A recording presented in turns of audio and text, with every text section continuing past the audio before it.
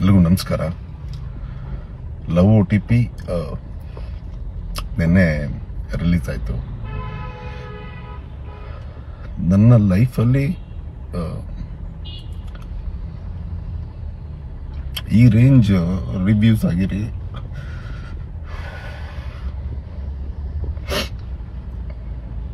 Block buster reviews ಬರಲಿಲ್ಲ, ಯಾವ ಸಿನಿಮಾಗೂ ಬರಲಿಲ್ಲ.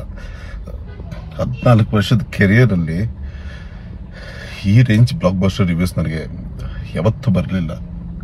ಬಟ್ ಬೆಳಿಗ್ಗೆ ಕಲೆಕ್ಷನ್ಸ್ ರಿಪೋರ್ಟ್ ನೋಡಿದಾಗ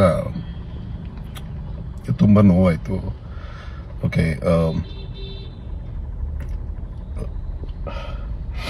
ಅನೀಶ್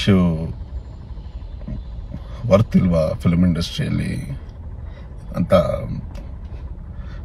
ಕ್ವಶನಿಂಗ್ ನನಗೆ ಸ್ಟಾರ್ಟ್ ಆಗಿದೆ.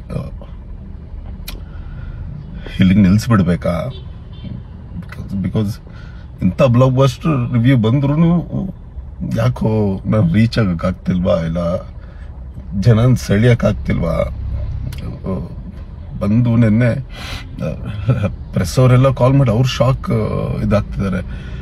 ಏನು ಇಷ್ಟು ಚೆನ್ನಾಗಿದೆಯಲ್ಲ, ಬಂದಿಲ್ವಾ ಅಂತ ಶಾಕ್ ಆಗ್ತಿದ್ದಾರೆ. ನನಗೆ ಏನು ಹೇಳಬೇಕು ಗೊತ್ತಾಗ್ತಿಲ್ಲ.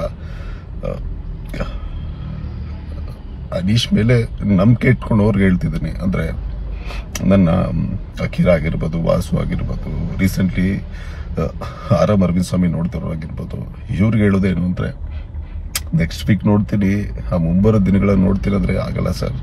ಯಾಕಂದರೆ ನನಗೆ ಅಂತ ಯಾರೂ ಇಲ್ಲ.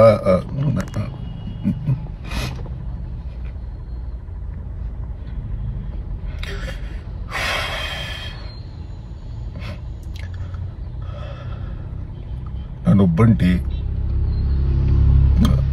ನನಗೆ ಬ್ಯಾಕ್ ಗ್ರೌಂಡಲ್ಲಿ ಎಲ್ಲವೂ ಆಗುತ್ತೆ. ನೀನು ಬರೀ ನಟನೆ ಮಾಡ್ಕೊಂಡಿರೋ ಅಂದರೆ ಅದು ಆಗದಿರೋ ಕೆಲಸ. ನಟನೆ ಜೊತೆಗೆ ಎಲ್ಲವೂ ನಾನೇ ಮಾಡಬೇಕು. ಸೊ ಇವತ್ತು ವೀಕೆಂಡು ಏನಾದರೂ ಉಳಿಸ್ಬೇಕು ಅಂದರೆ 2 ದಿನ ಅಷ್ಟೇ. ಅದು ಮಿಸ್ ಆದರೆ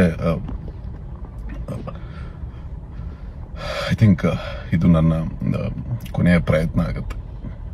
ಥ್ಯಾಂಕ್ ಯು.